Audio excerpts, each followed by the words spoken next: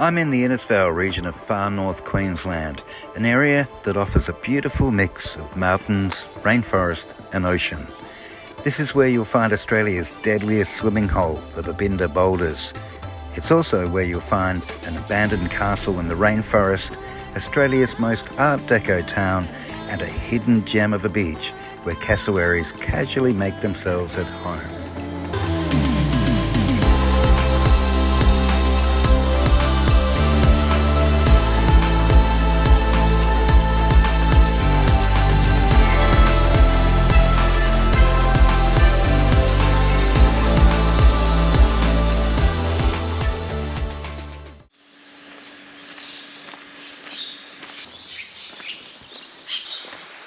I've come to Babinda, about an hour south of Cairns, in the beautiful rainforests of Queensland. This area attracts a lot of people all year round because it has a beautiful swimming hole here. It's also one of the deadliest in Australia. It's a beautiful rainforest and there's a lovely creek flowing through and there's boulders everywhere and it looks idyllic and beautiful, and it's a trap. 21 people have died here and there's a curse on this place. You can swim here behind me, no problem. It's nice and calm. It's as you head downstream that things change drastically.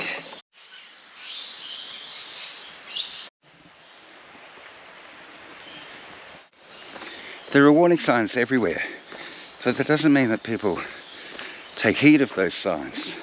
Over the years, something like 21 people have died in this spot. 21. It's Australia's deadliest swimming hole.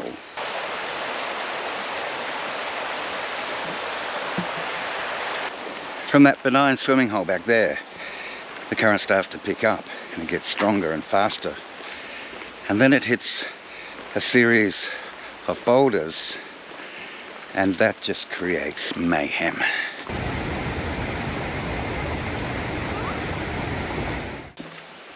But it's deceptive because a lot of that mayhem is happening under the surface. On the surface it doesn't look too bad, and that's what tempts people into the waters. And once they're in, it usually doesn't end well.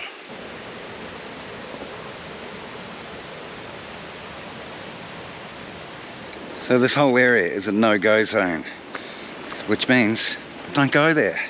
It's dangerous. You'll die. Everywhere there are danger signs and warning signs and no-go zone signs.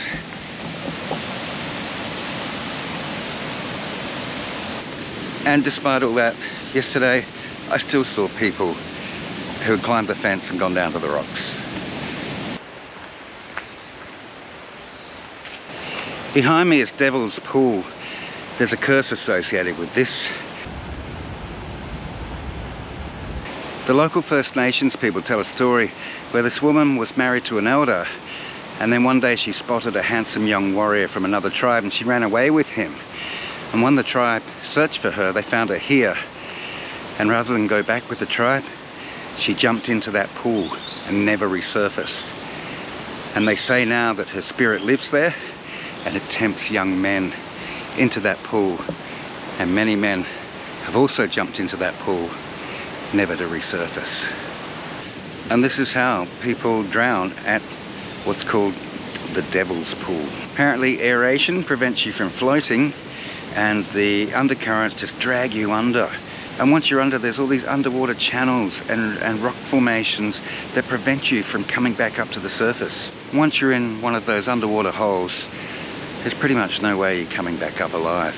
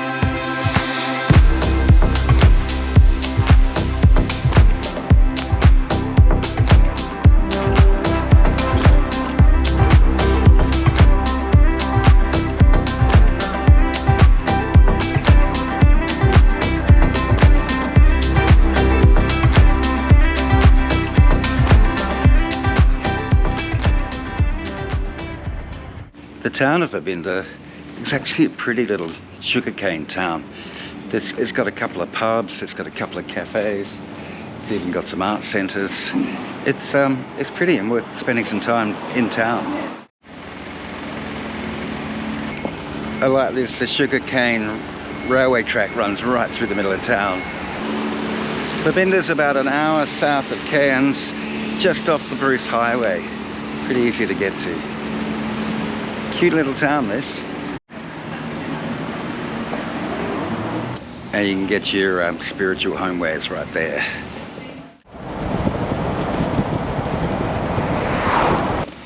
I've come to Mina Creek and I just wanted to have a little walk to see the waterfall here, but like everywhere in Queensland, watch out for crocodiles. You can't go swimming in the river. Here's the waterfalls, it's beautiful.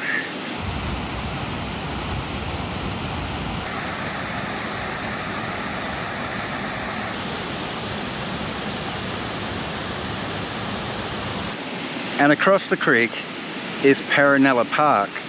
That's a ruined castle built by a Spanish immigrant called Joe Paronella back just past the turn of the century. He wanted to build a castle in the rainforest. That's where we're going next. Now you can pull into the car park and just enter that way, or you can come this way over a suspension bridge. Ah, fun.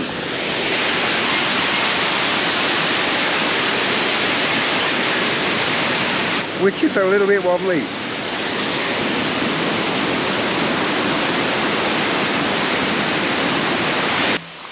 So Joe Paronelli was a gentleman from Spain who came out to Australia to cut cane.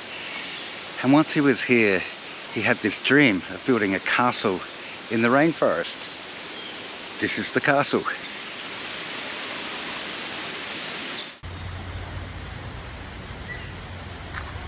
He had a pretty grand vision. This here used to be the ballroom, and that's the stage over here. But not just a castle. This whole area is filled with grounds of beautiful tropical rainforest.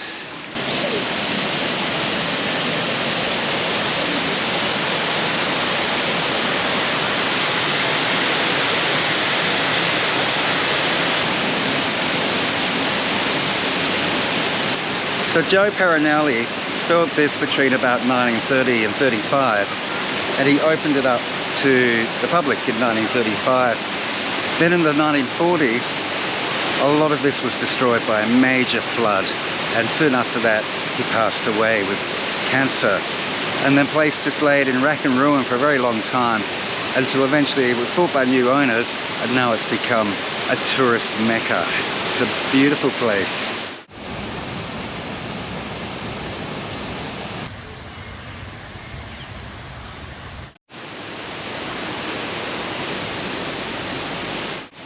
These were changing cubicles, so visitors would arrive in the park in the 1930s in fairly formal wear, and they could change into their bathers and then jump in to the swimming hole. But I don't know, apparently there may be crocodiles in there now. Maybe there wasn't in those days. And this is the showpiece. It's quite stunning.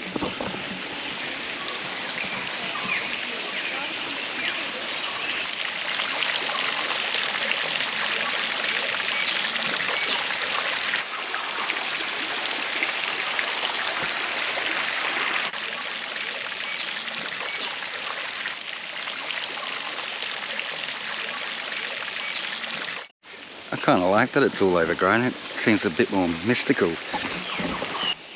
Being an old romantic, this is Lover's Lane, and he intentionally constructed this path wide enough that a couple could walk down here holding hands as it leads towards the tunnel of love.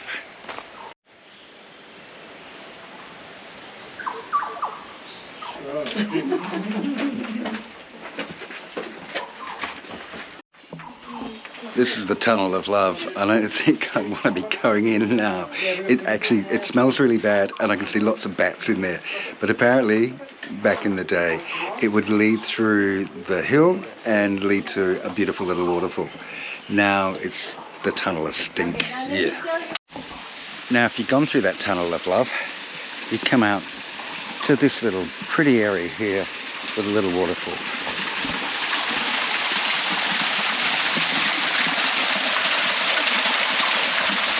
So everything we see is the result of one man's dream. He wanted to build a castle for his family and for people to come and visit. And he had that dream and he worked really hard and created this beautiful place.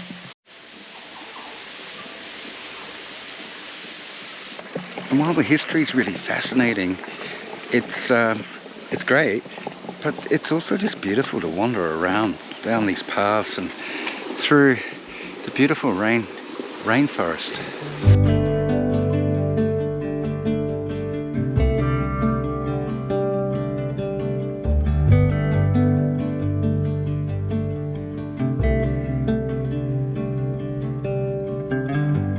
Straight cruising, headed for a bruising, watching out for number one. You gotta slow down and look around you, son. Today is just today and not tomorrow. Where you're going, you can rest your head. Where you're going, brightness looks big. Where you're going, truth cannot be hid. You gotta get going. Easy now. You gotta get going. Easy now.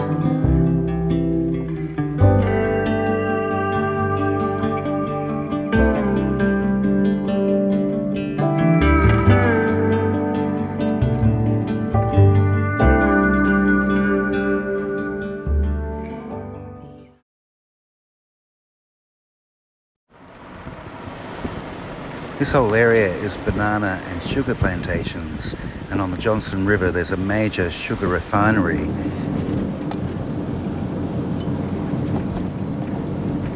And in the nearby village there's a sugar train track running straight down the main road and past the pub. I've come into Innisfail, which is the major service centre for this region. If you love Art Deco, this is a place for you.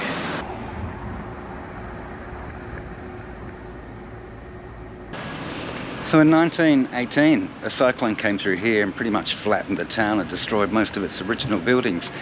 So there was a major rebuild after that. Consequently, Innisfail has one of the highest concentration of Art Deco buildings in Australia. So let's explore.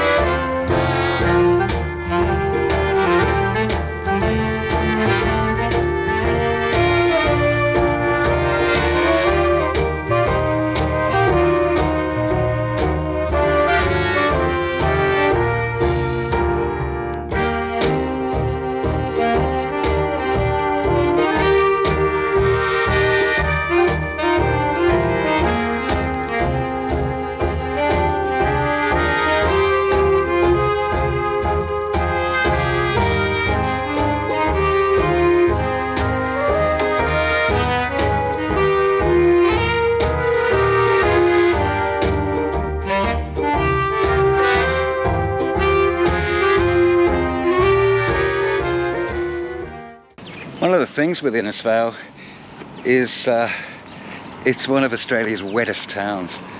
So there's a lot of mould on the buildings, and I was just speaking with a local and they say, yeah, you wash it off one day and it's back the next.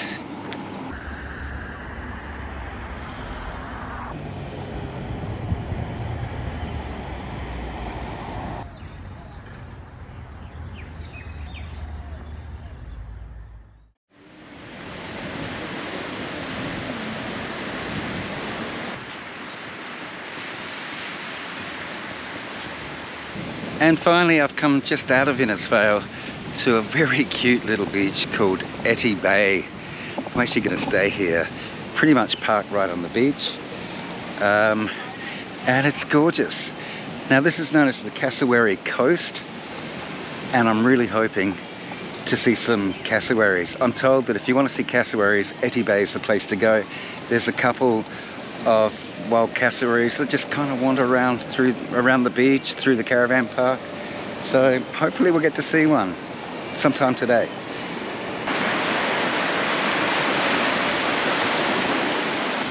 It's a beautiful little beach here at Etty Bay, and I'm really glad I've come here. It's a lovely spot to just relax. I've got the van practically on the beach and just sitting there and relaxing. I've had a good swim and now I'm just soaking it up.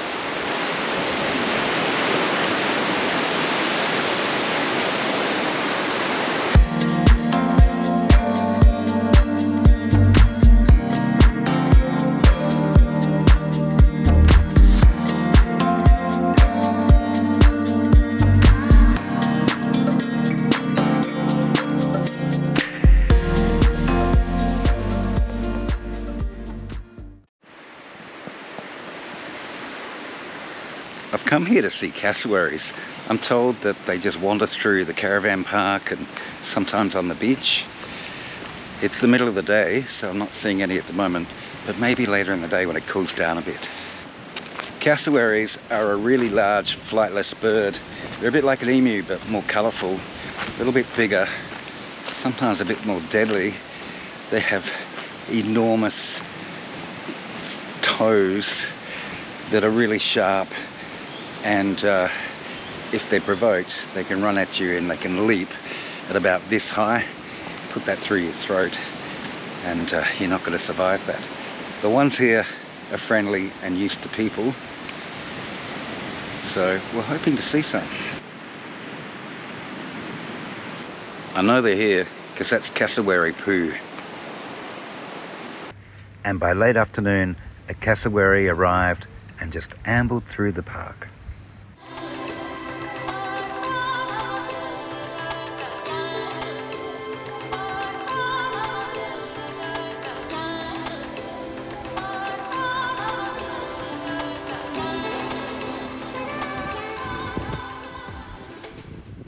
Etty Bay is a beautiful little hidden gem just out of Innisfail, with the caravan park right on the beach, and they have cassowaries wandering through. That's awesome. I'm just going to enjoy the rest of the day and relax and probably have a swim, and then I'll head further south. So thanks so much for watching, and I'll catch you in the next video. Cheers.